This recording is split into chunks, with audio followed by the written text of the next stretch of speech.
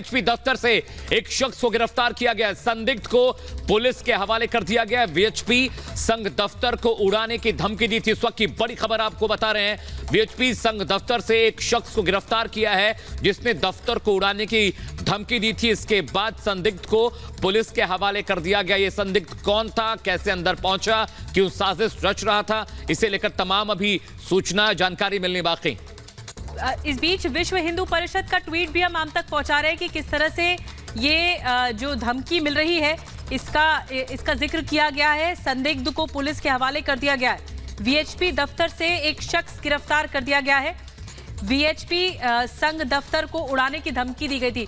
हिमांशु हमारे सहयोगी इस मसले पर ज्यादा जानकारी दे रहे हैं। हिमांशु, इस मसले पर दिल्ली पुलिस को टैग भी किया गया है। विश्व हिंदू परिषद की तरफ से इंपॉर्टेंट जानकारी दी गई है। अब संदिग्ध को पुलिस के हवाले कर दिया है। बिल्कुल बिल्कुल, देखो संदिग्ध को पुलिस के हवाले कर दिया गया है और रिपब्लिक मीडिया नेटवर्क इस वक्त वहां पर मौजूद है जहां पर यह घटना घटी थी।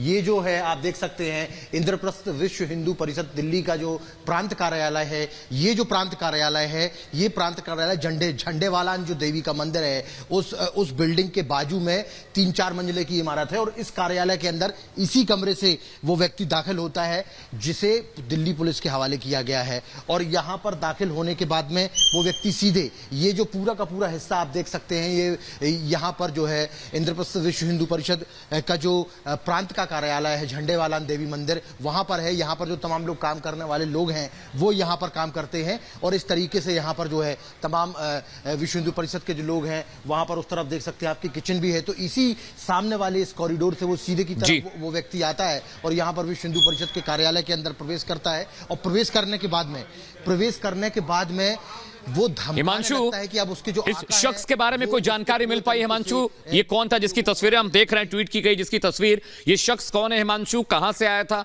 इसे लेकर कोई जानकारी आपके पास?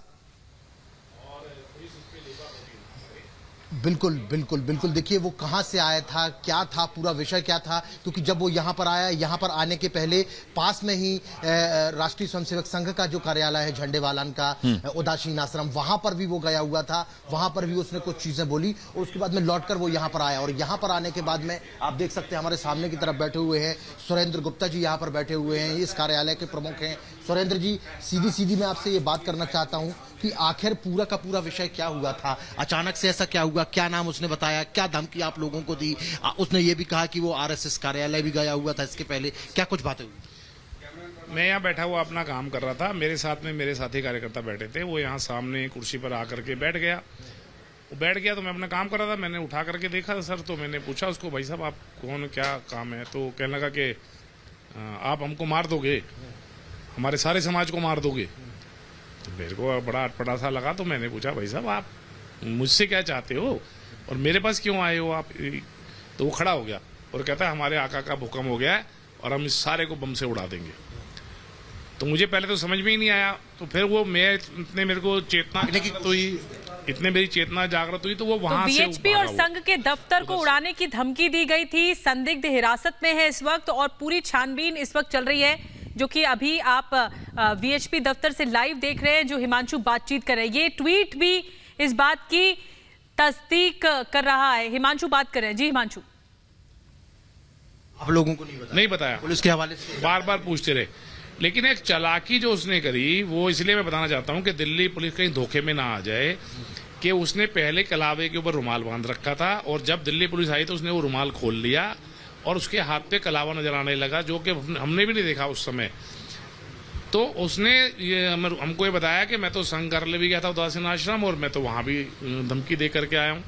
तो मैंने संघ कार्यालय पे फिर फोन करके पूछा भाई कोई ऐसा इस प्रकार का आया था? उन्होंने कहा आया था और यहाँ इंशाअल्लाह सबको बम से इंशाअल्लाह के नारे लगाए, इंशाअल्लाह सबको बम से उड़ा देंगे। ऐसा दिल्ली पुलिस की तरफ से कुछ नाम बताया गया, कुछ खुलासा किया गया? दिल्ली पुलिस के अखबार मतलब मीडिया में शायद कोई पांडे करके ऐसा दिल्ली पुलिस बता रही है, पर दिल्ली पुलिस की जैसी आदत है कि लीपा पोती करके विषय को समाप्त कर दो। मैं दिल्ली पुलिस को भी ये कहना चाहता हूँ कि ये गंभीर विषय है और इसको पूरी गंभीरता से इसकी जांच करनी चाहिए। अगर किसी जो उसकी कंट्राडिक्शंस भी हैं स्टेटमेंट्स में, उसकी भी दिल्ली पुलिस को जांच करनी चाहिए और इसके पीछे कहीं ना कहीं कुछ और लोग हैं, ये केवल फ्रंट फेस है। वहां तक कि दिल्ली पुलिस को अपनी जांच एक्सटेंड करनी चाहिए, नहीं तो कोई ना कोई बड़ा हादसा। पुलिस की तरफ से इस कार्यालय में या संघ कार्यालय में कुछ सुरक्षा बढ़ाई गई, कुछ अभी दिल्ली पुलिस की तरफ से कुछ लोग भेजे गए सुरक्षा के मद्देनजर?